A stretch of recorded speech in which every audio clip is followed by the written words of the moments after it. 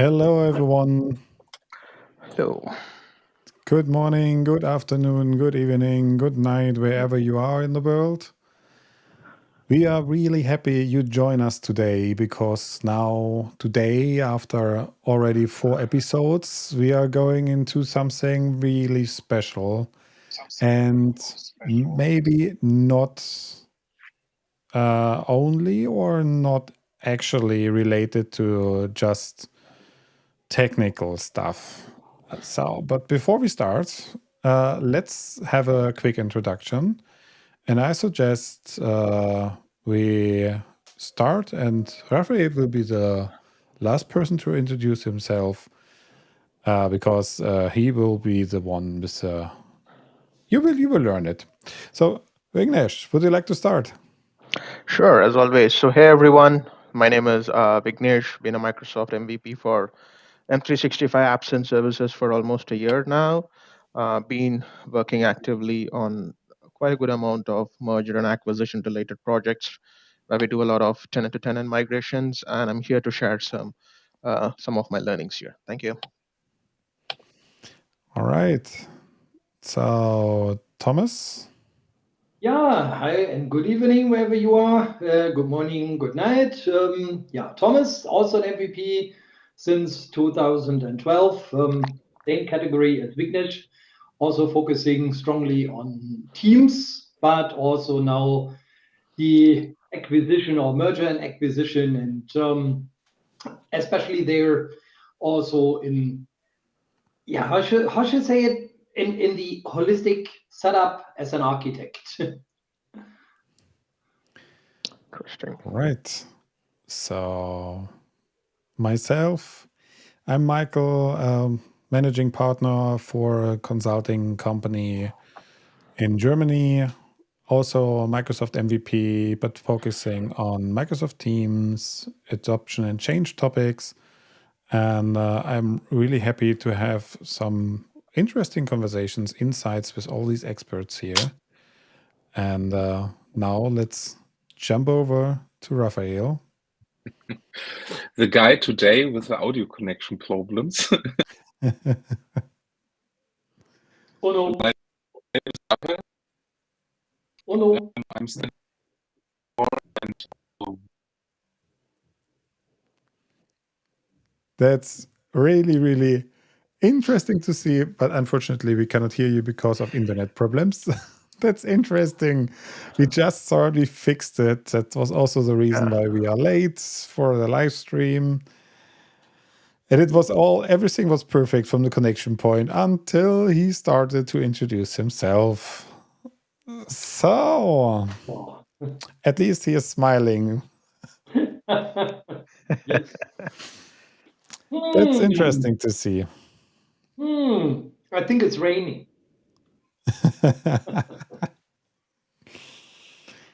Yeah, let's see how it will be if the connection comes back. Oh no, he dropped. You dropped.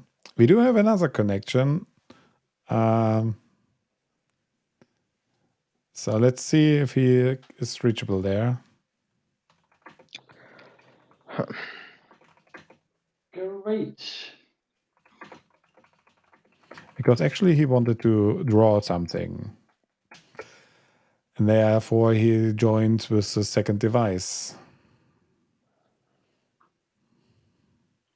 Yeah. Right. And as we say, I shouldn't say Banana Republic, but again, sometimes I have the feeling we are in. Yeah. So what? Okay.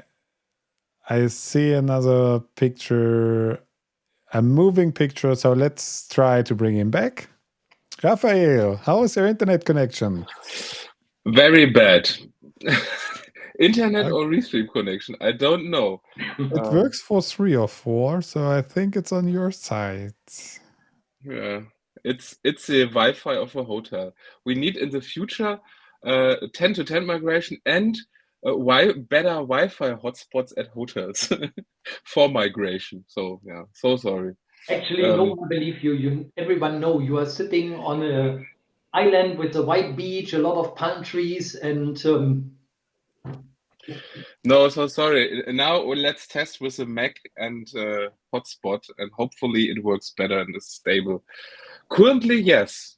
So back to me. Hello, I'm Raphael. I'm the guy with audio connection and internet connection problems. I'm living in Germany, so it's not wondering that it's internet connection and the audio connection problem. Yeah, I'm the legal compliance guy, and I'm happy to be here and happy to have the topic today with 10-to-10 migration. Out of a compliance and legal view, we had a lot of interesting topics to discuss, and not only with me. So yeah, I'm a CEO of a compliance and legal company, and yeah, legal guy, compliance guy, and everything, a computer guy. I don't want to stop the stream with a lot of explanation. Follow me on LinkedIn, you see it. Send me messages via Twitter, and let's start with the topic, Michael. All right. So today, the plan for today is we go for some topics about legal and compliance. And yeah, we had also some discussions for the different aspects and areas we already had in the previous four live streams. So you can check out these different sessions to get some ideas for specific points. But at the most of these technical discussions, we stopped at the part of legal and compliance. So my idea is we start with a general statement about what you should consider. I was so close to say concern, to be concerned, but to consider. And then let's talk about some special requirements for maybe some parts, especially for Exchange, SharePoint, OneDrive, if there's something special you want to point out. Let's start with the general part. I would actually just summarize a couple of things. That's a good point. We have certain topics. If we see it on a merger, merger means there is a tenant at the moment, assuming the source tenant, the tenant we are migrating, is compliant and fulfills all legal requirements. That could be a statement because we want to assume that at least the company which is bought over has done all the work proper. Now it comes. The tenant itself is the first part. It resists probably in a country which also complies to legal and compliance regulation. There can be even a geographical distributed tenant, but the target, now we are talking about target. First, the target is a complete different legal entity. If it's bought over, or if the company is bought over, here is a merger of legal. If we're talking about M365 Azure and the other cloud services, for sure, there might be different countries where they want to migrate to. It could be that they say the tenant is entirely, holistically, only in US. What we are going to do. There's a lot of things which needs to be discussed on the legal perspective and on the client perspective. And furthermore, it not only depends on the legal requirements of the company, the corporation itself, also to the different industries. For sure, an industry which is a non-healthcare industry, for example, is completely or has a different subset of legal requirements which needs to be done. First is, if we migrate, is the first part. Always I need to say, on Raphael's hand, it's a little different, but since we are not lawyers, we do not have any Staatsexamen, so which means we are absolutely not supposed to give any legal answer full dot. Yeah. But we can raise our finger. Yeah, I would totally agree with that point. So, specifically when dealing with tenant-to-tenant migrations, for the most part, you would see a lot of technical people and then people from the project management. But if you're dealing with security and compliance related topics, one has to understand that it's just not right to have only these folks involved. as Thomas pointed out, a lawyer or somebody from the legal team, a privacy officer, or a CISO. So we need to make sure that we have these people also in in the committee or forum, because an advice from these people is really really needed. It's just not for the technical folks to go ahead and say, all right, do this, do this. It doesn't work that way. There are a lot of other things also which needs to be taken in mind. So what do you say about that, Raphael? It's your stage. It's your stage. Now I can talk 50 minutes about it. No, you are totally right. Thomas and Vignesh, the IT guy, they started in the project when the rest is hopefully clear. Mhm. The data transfer, which company will brought, for example, due diligence process, is it closed? And after the process is closed, you get the question of move data from one tenant to another, split data out of another tenant to a new tenant, for example, when you sell a company, they need a new tenant, or move to another software like to Google, or to go on an on-premise system or whatever. But when you have a deeper look in the beginning, you have more and more interesting topics to discuss. And yes, that is the most expensive thing. And sometimes when people ask me, is it more expensive, the tenant-to-tenant migration or the legal part before or while the tenant-to-tenant migration? And one of these topics, while the tenant-to-tenant migration, we discussed 2 sessions before, as we discussed, can we move, or should we move all data to another tenant? And we talked about chat. No, we don't want. But in the contracts, you have to move all data. So you have to think what we do with the data. And often you have to move all data because it's IP, and the next company or the selling company or want to give all the data to the company who brought the one or whatever. So often that's very interesting. And when you said, okay, out of my perspective, when I see this process, is often the legal part more expensive. Yes, we have a lot of IT problems and issues, and you can't do everything, but expensive is more the legal part, because when you only one small example, when you move data from a European tenant to a US tenant, and currently we don't have the right legal basement to transfer this. Hopefully this year we will have it, or we move to China, for example, or to Russia, one of these escalation tenant movements or whatever, and we can't move to Russia, that's okay, but we can move, for example, to China or to a Russian company or whatever. You have a lot of question about, is it allowed? Can we do it? Is it IMEN export regulation? And you have to ask local lawyers. So you ask the lawyer in Europe, for example, or in Germany, or for Amsterdam in the Netherlands, and then you ask the US lawyer, or the Turkish lawyer, for example, when it's a Turkish company connected to this. So, and when you ask, okay, for these topics, you're around 50,000 per country. So you have to deal with 50,000 per country for questions. Can we move? How we move, and everything. And before, when the company don't have a inter-company data agreement, you have to pay around 50,000 to 100,000 on top, so that you can move data or into your company, or move data out of the concern. Only the data privacy question. So yeah, you had a lot of in these legal checklists you have to do. And then when everything is fine, you guys coming, or also sometimes me, and said, okay, now we want to move. And what we want to move. And then you have the next legal discussion about, can we move everything? Can we move only a part? What is allowed? And then it's more interesting. And then you had the next legal discussion about adoption at the end. Is it allowed to tell the employees, or do you have to tell the employees about the movement?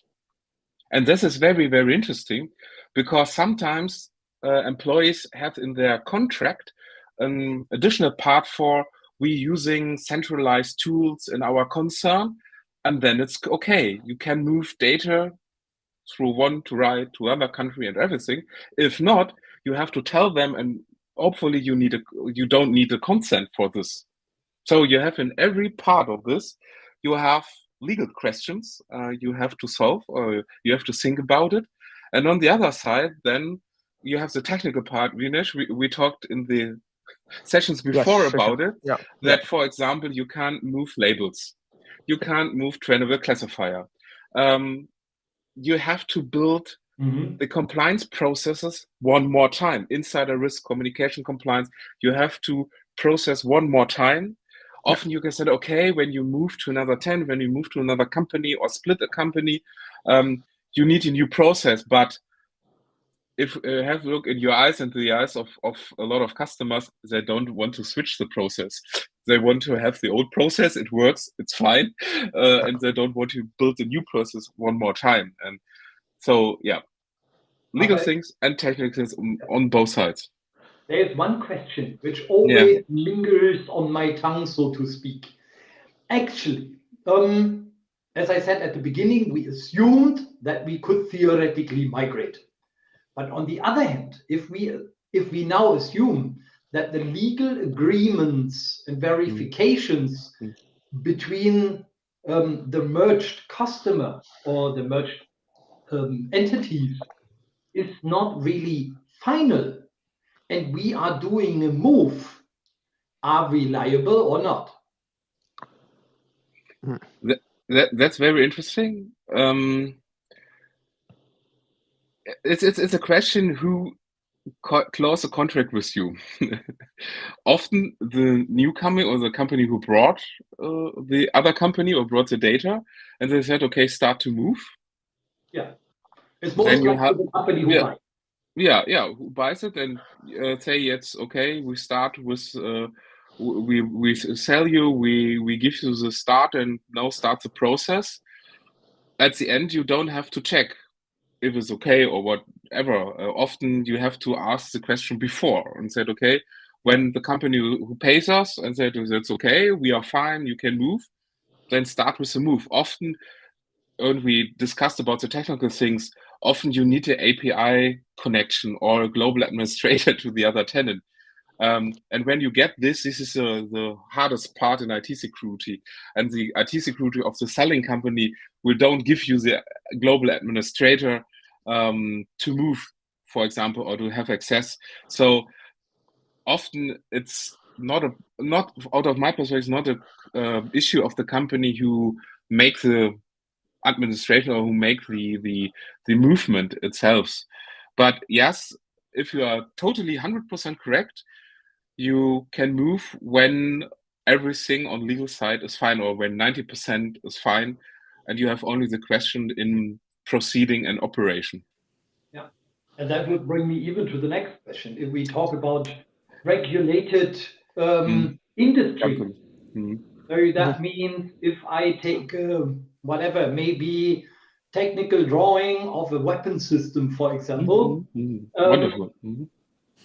That means I don't know what it is. If they write that file as sunflower and I touch it and move it, meaning there need to be a classification and data identification even for regulated industries actually before, so that those data will be identifiable at least, because as we touch it, and that I understand, if I take the tank and send that tank to Iran or whatever, it's definitely it is not the company who said move it. So that means if you put it on a truck, it's also the truck driver who has the problem. And since we are the truck driver, we also would step into a problem if we move classified data. Correct. And it's the same if you move a tank or move the data of the construction of a tank or of a weapon to another company, which is not allowed. So that's what I mean in the beginning with import export regulations. And you have these import export regulation, and you have, for example, with Russia, in this case, you have EU regulation that you as an architect and as an IT guy, it's not allowed to help Russia or to help companies in Russia or to help companies in North Korea or whatever. So we have this regulation on top. So import export and this regulation as two examples. And I think when you have to look into the attachments of your contract, of your company, hopefully sometimes these attachments are very long for IT services of movement and migration, and in these very long attachments, there are some attachments of that hopefully your company and also the other IT companies said, okay, in export regulation and other regulations, that's a part of the company who pay for us and is the contractor, and they have to fulfill this regulation. Absolutely. That's the best way, because you can't know what is a part of this. You get the truck and you have to move the truck. And yes, would be in the box, so to yeah, speak. correct. And this is a different, as we say in German, nicht wissen schützt vor Strafe. Yeah. So that Yeah. if I touch it, it Yeah, is correct. a problem. And that, by the way, belongs also not only to this, it could also be on a patent, if there's a patent behind. Yeah, correct. And often you have to say before, and in this attachment of the movement contract or the IT contract, there's often a part like this is 2 or 6 sentences about when it's something on regulatory, the other company has to move. But if you move and you know, okay, there is nothing with weapons, for example, tanks, construction, everything, and by the move you know this and you see this data, you have to stop.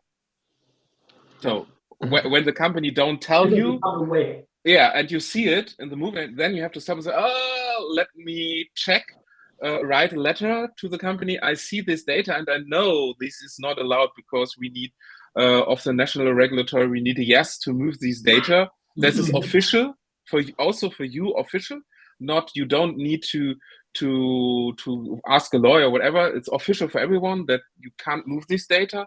Then it's better to write a letter and say, oh, I see this data, we can't move it. Or do you have a green paper or allow letter that allows you to move the data? Then we can proceed forward. And yeah, that's a little bit of it. It is the thing of, we said, the company who is doing the merger should be legally proper prepared. They have done the due diligence, all fine. But on the other hand, soon we come to a very simple topic, actually legal hold. Yeah. The lawyers are completely overwhelmed with, oops. I said, okay, if you do not know even on legal hold data, and that's the easiest part, how should I believe that whatever else I transferred, it's still legal? Yeah, correct. And often legal hold and regulatory record. And Vignesh, you know, regulatory record you can't delete. Exactly, you have to reduce the time, and then you hopefully they delete. But legal hold and regulatory record, that's often a reason why it stays in the old tenant sometimes. Or is it a single tenant and you move it together, it stays in the single tenant for the time, for example, of a judgment or for a trial of a process in arbitration law or whatever. It stays in the old tenants because it's a very high discussion also in legal, also with some experts, if it's allowed to move a legal hold file. Because it's not legal hold. It's you move it and maybe you can change it while the move, or can you explain the move at the same time? So often it stays in the tenant. Yeah. You change it. Yeah. So it's a new file. It's not a move. That's maybe even in this round the good part, even for our audience, to make it very clear. There is no things like a move. You are not moving something. You are not taking a physical share and move it from one room into another. So it's not equal. That means like it's a copy. The data is a copy, which we are doing, and the copy is something completely different. And that means this is not allowed for legal hold. In US, for example, you have to stay also in Europe, and that's the same with the regulatory record things. Is it allowed to copy a bill, for example, that is allowed for you from the finance institute, that you can store it in digital one, so that you can print it out later or whatever, with the BSI, for example, in Germany, or a Resi-Scan-Verfahren, it's called in Germany. That's a process that someone making pictures of bills and you can store it in SharePoint or whatever and put a regulatory record on it, or put a record in it and then copy it. That's the same. And this is a huge issue not for put a single tenant to move together or move a single tenant to another single tenant, but it's often when you split a company. Yeah. There's the issue. When you split a company, because you can't split these files. So often for the financial things, I ask the national authority, is it allowed to move it to another tenant or need to stay in the old tenant? Because when it stays in the old tenant, you need from the old company access to the old tenant where you don't get access. The company selling it away. So that's often not possible. So this is one of the challenges, and my solution is I ask the authority, is it okay to move? We need to move.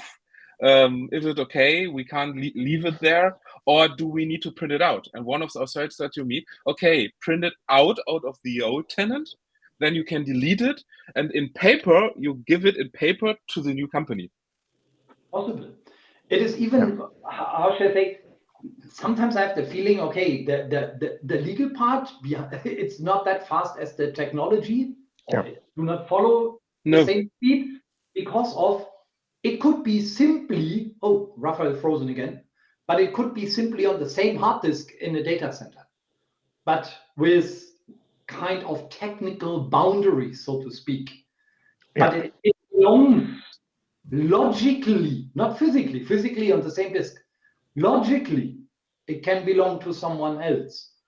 And I can remember I had this discussion, and it's not a client, so that's why I can name it. Everyone knows probably the NetApp filers. And we had the discussion on data separation on NetApp filers. That's 15 years ago already. We said we could legally, and we were even able to logically segregate data and use the filer actually for multiple information barriers. It was at this point. So it is like the companies who deal with a lot of money produce something and so on, that you know what it was. But at the end, even if because we were talking about credit card data, we needed a physical head per credit card company they printed the cards. And that was something where I said, yeah. We checked it with the lawyers against it, and the lawyer said, there's no problem. And the credit card said, okay, we are our own legal entity, so we do this, done. That's in our audit. We haven't actually explored. It's like that, you buy more. We said, okay, then we put another 100,000 on heads in. Yeah, correct. And these are the money or the budget that a lot of people are missing. As I said, we have budget for movement, not for every single movement, but the minimize, it's okay. But for the legal and for asking other lawyers in other countries, we don't have budget.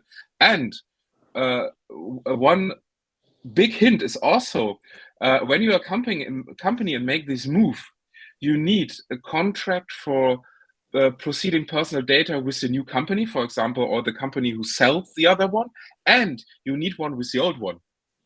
And this is often also missing, because for movement, you get access via API, you get access via global administrator, for example, and you can proceed also the personal data of the old company, which is split away, for example, and you need also a personal data contract with the old one. And this is often missing. And when then there's a fault, or someone said, okay, and goes to the national authorities, and, oh, they're proceeding my data and moving to USA. Yeah, I have a lot of hard discussions about it. So it's better, you need also a contract with the other company.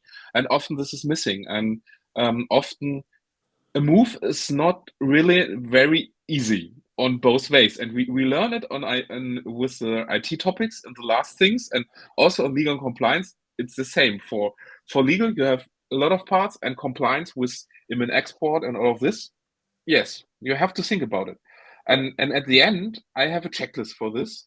And this checklist is a Excel file, because everyone can open it worldwide, with more than 300 points.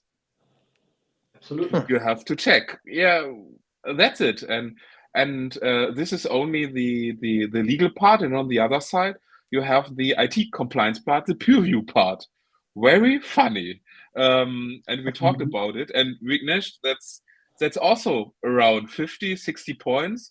You have to train the classifier one more time. You have to rebuild the encryption, and then I have a session last year on double key encryption last Saturday, and think about double key encryption with hold your own key, and you need this because you want to store high sensitive data, and that's okay. But on the legal side, you can store it also in the new tenant and also in the new region or a new country. That's allowed, but you need to hold your own key solution as a IT security part or as a legal part. For example, in Germany, when you proceed, for example, with the Bundeswehr and then proceed with the army, you have a special regulation for encryption. And now it's very interesting. You have to bring the DKE from one tenant to another tenant with the same level of encryption. And then what I do is then we change the double key, make a key rotation in the new tenant so that the old tenant don't have access to the new one. But you have to encrypt, to decrypt and then encrypt one more time. So that's not very easy. And and if it's only 3% of the data, but when you have 5 terabit of data, 3% are a lot of data. And that's a problem. You need to be compliant in the whole process.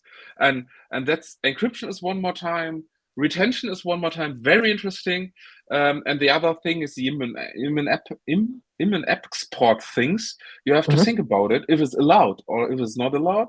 And you as a working company who move, it can be sometimes your fault if you don't think about it. So every one of us needs to be a little data privacy guy, a little compliance guy. And Thomas, like Vignesh in your team, exactly. He has to say sometimes, oh, stop, please. Let's go one move back before we have to pay 5 million, for example, as a fault. And it's not a fault from the company who pays for us. So it's a fault out of the national regulation. Totally agree. In fact, I have two follow-up questions based on the points that you have brought up. So one is for Raphael, and the next follow-up is basically for our adoption guru Michael here. So there are different technologies when we talk about security and compliance, right? So of course we spoke about legal hold, the hold that we apply on files, let's say in SharePoint, OneDrive, then the Teams chat, even on mails. Then we also spoke about the retention labels and policies, right? And then you also have the Microsoft information protection labels and policies. Then you have some DLP policies, insider risk management.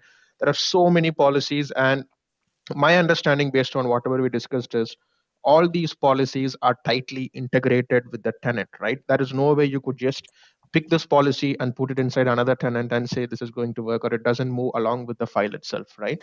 So how do you deal with all these different set of policies which are tightly integrated, mainly the information protection policies and labels, your DLP, insider risk management? So that's my question to Raphael and Thomas, whomever. And coming to you, Michael, of course, after all this happens, there is a huge amount of adoption which needs to happen, specifically for security and compliance. Now users need to understand, okay, how do they apply all these labels back? What do they do with the retention policies? What do they do with their MIP policies or DLP, right? So how do we deal with those things? So first, Tenant-to-Tenant Migration is also a Microsoft Preview project. So sorry, you have to rebuild in the new tenant.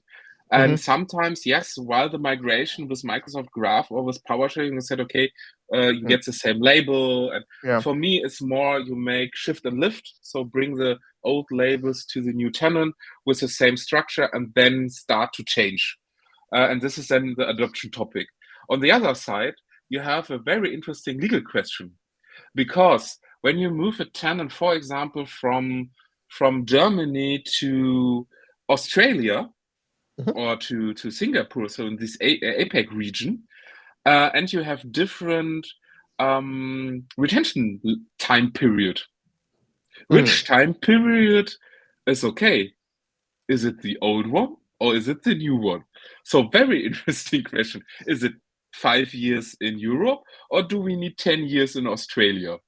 For the old files, not for the new ones. For the new ones, easy.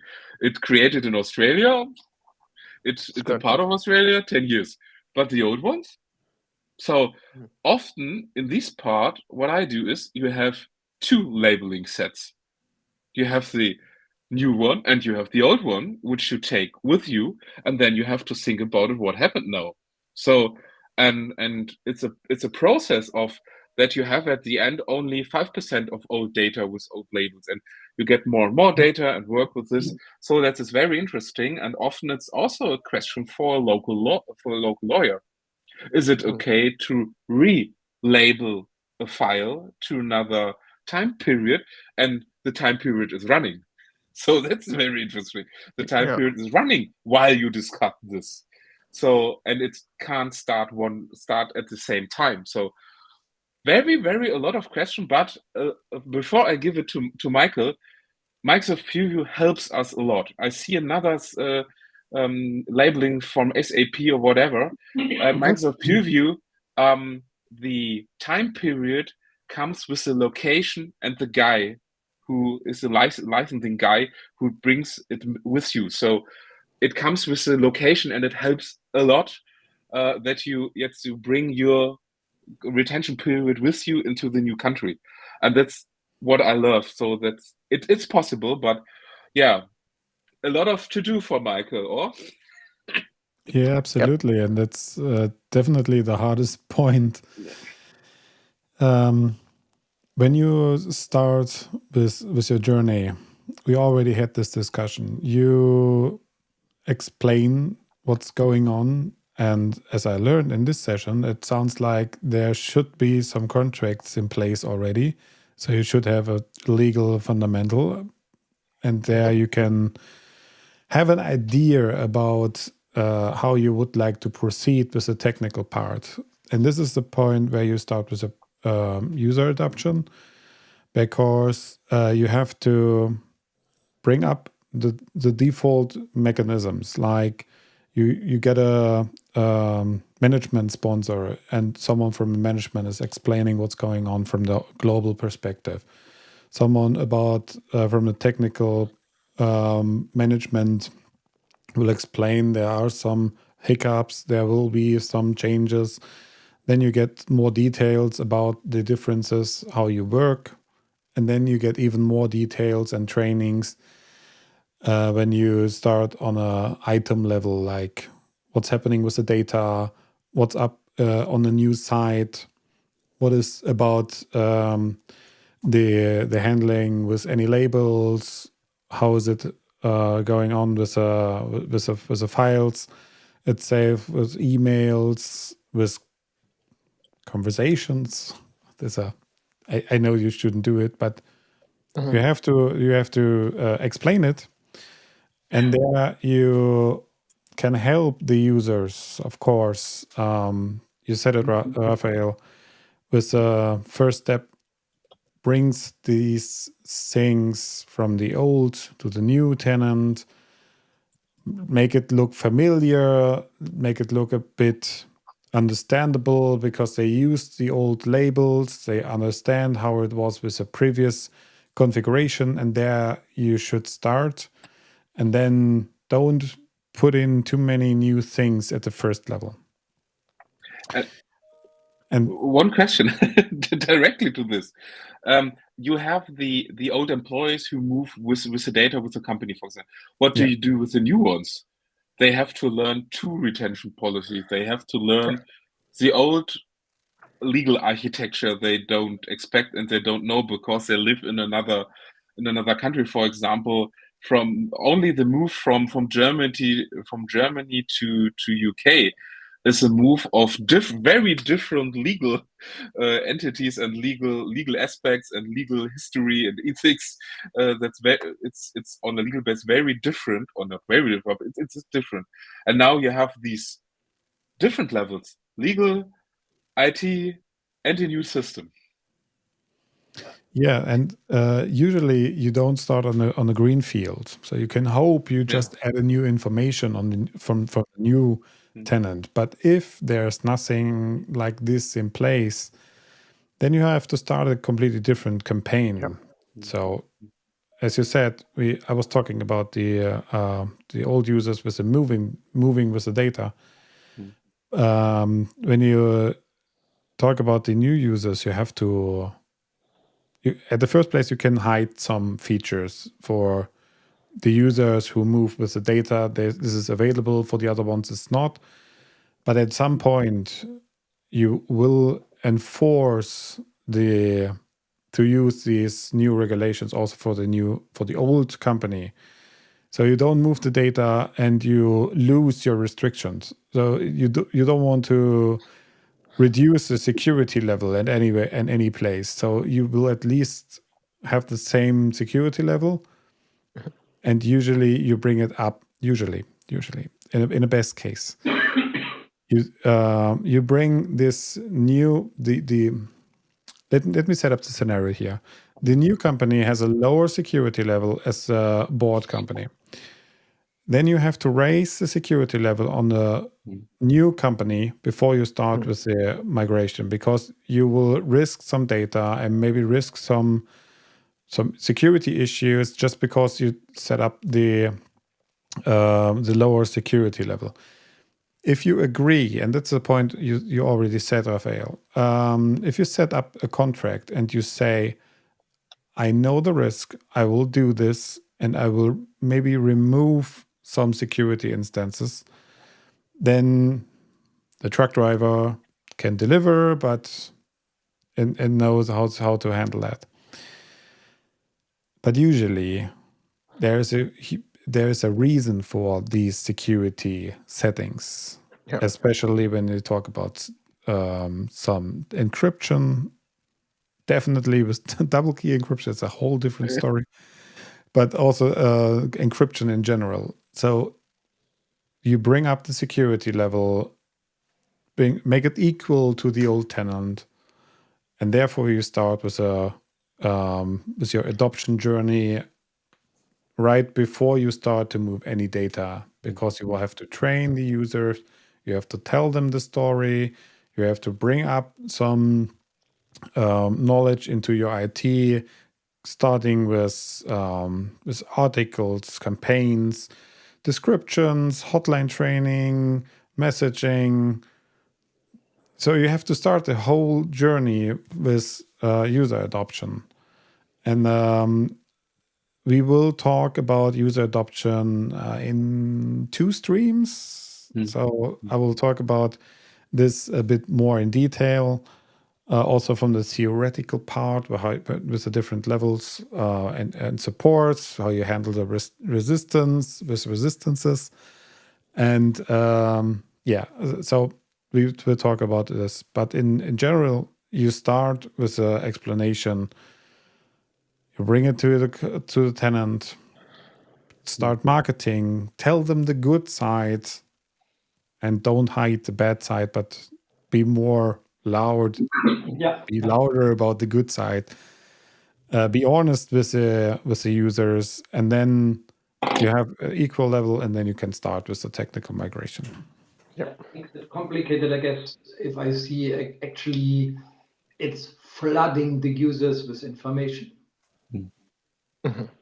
So it needs to be planned proper pretty well. And actually, I would always say that there should be, beside of the due diligence, there should be even a pre-IT and communication project, so that this can be actually scheduled and digested as well.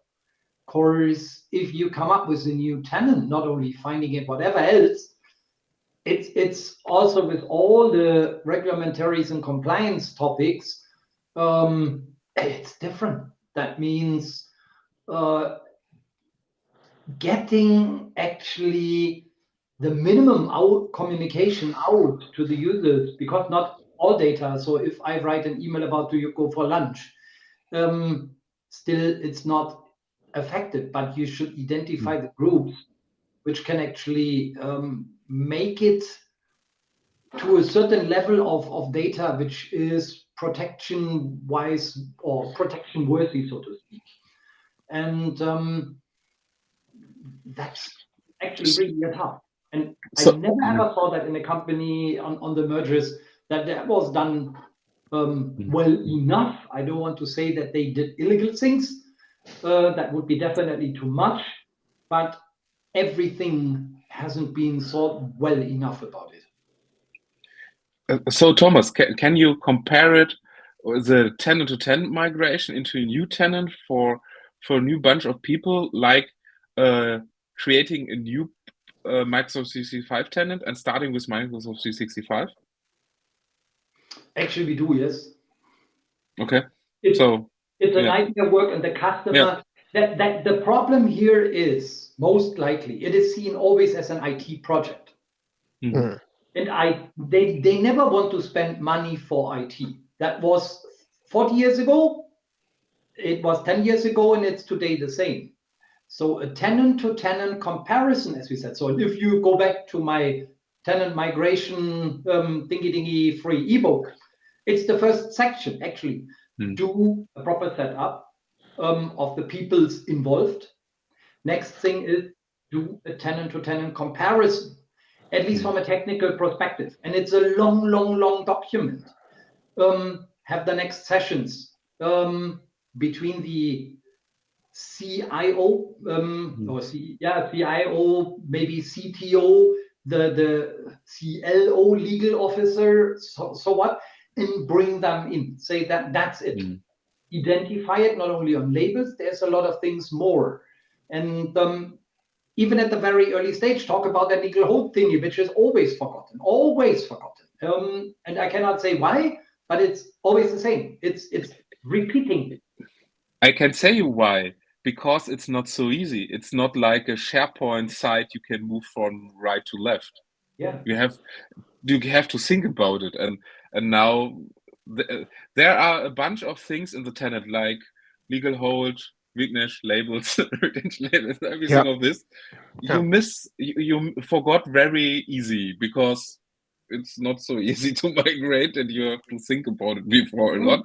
So you forgot it. And on the other side, when we summarize a little bit, we can say legal and compliance is often a missing topic, like adoption, and often a project has not enough budget because it's not clear, and it's a little bit of a dark hole what happened by a 10-to-10 migration. Yeah. So at the summary, everyone who wants to make a 10-to-10 migration next time has to watch our videos before and then think about the budget and the legal guys and the adoption guys, and think about it, the main issues or the main challenges, challenges you have to solve before. Yeah. And Exactly. that's really a topic, I cannot emphasize it enough. And when I see that they most likely see a tenant-to-tenant, most customers, I can say every customer see it as a simple IT project by copying something from left to right. And copy was like robocopy before, something pretty easy and straightforward. It is not. There are legal topics. You are not migrating from one file server to another within the same location, same company. You're doing something different. And for me, it was even pretty easy because you just took the entire holistic infrastructure and actually moved it physically, so to speak. And then it belonged to someone else. So you sold it. You only need to take care about selling. But here it's something different. You have something in between, and you need to do something to the data itself. And then you can see how you can integrate it. And this advisory services before the identification of the differences, the discrepancies, so to speak, between the tenants, not only is I can create groups or I can't create groups as a normal user. That is not important. Just follow it and communicate it. That's fine. But the legal thing behind. And I'm always worried. Thomas, and I compare it a second time, because if you move data from on-premise to cloud or from one tenant to another, you have the same level, the same quantity of question out of a legal perspective. The one thing is from on-premise to cloud is okay, we go to a cloud provider, this is new, but moving from one cloud to another, from one region to another, you have the same discussions. That's very, very interesting. Often they said, okay, moving from on-premise to cloud, we need a big process. We need the data privacy officers, the IT security, it's cloud. It's not our device. It's not our laptop with the data. This is a laptop which now works, okay? And the other thing is, the other tenant for me is the same, like, it's Oslo. another tenant. It's another region. It's another one. It's another new one. So Yeah. for me, it's the same on both sides. It is, and how should I say, in some projects, it pops up from the IT department actually, which is integrated, that they ask, what should we do in the target? How? But then, wait, you have even not conducted the company merger itself, so the responsibilities and whatever else, and then the next alarm bell is actually ringing. I said, luckily, when it is maybe within a country boundaries or boundary, that makes at least let me sleep pretty well. Yeah. Crazy. So everything is saying and summarized, and sometimes we add some legal parts to the migration book. No. You have some fun as a part of this. So yeah, but I will summarize a little bit at the end. So yeah, we will see. Thank you very much. I don't want to close, but we are so a lot in time, and we are so out of our every time. So I will give back to Michael. And I hope we have Alright. scared everyone more than Yeah. enough, I believe. Yeah. At least make them think. I hope that's our Yeah. goal. So don't take it on the easy shoulder. If I translate that proverb directly, there is more behind. It's not only moving, Yeah, exactly. copying. Use the right word. Michael, sorry. Correct. Actually, I thought we could take the last 10 minutes and put it at the advertiser as a trailer for the whole series to explain. It sounds pretty easy, but it's really, really tough and has different aspects to think about. So yeah, I learned a little bit. No, I learned a lot about legal, and especially these pre-contract things before you start actually moving some data. So thank you very much for these details here. In our next session, which is planned for the 22nd of May, or whenever you consume the video on demand, it depends on you, will be about device migration. So we have a special guest, Ruth, will join us in the next session, and we'll talk about the device migration. And there, thank you very much to all of you. And before I forgot it, we have thought about a Q&A session, especially just for your questions. And I put in a link here. You can use this link also. I think you will find it in a video description. So let's have a look into the details there. You can put your questions in there, or you reach out to one of us on social media. So feel free to raise your questions. We also put all the questions together we already have from these questionnaires and also during our sessions. And then we have a dedicated session. And we will announce it loud and clear over social media, because you can join us and ask your questions live as well. So I don't know the date right now, but we will do it. I think at the end, I think that it makes sense, because then you have all the different aspects we can talk about, and you can raise your questions with more details.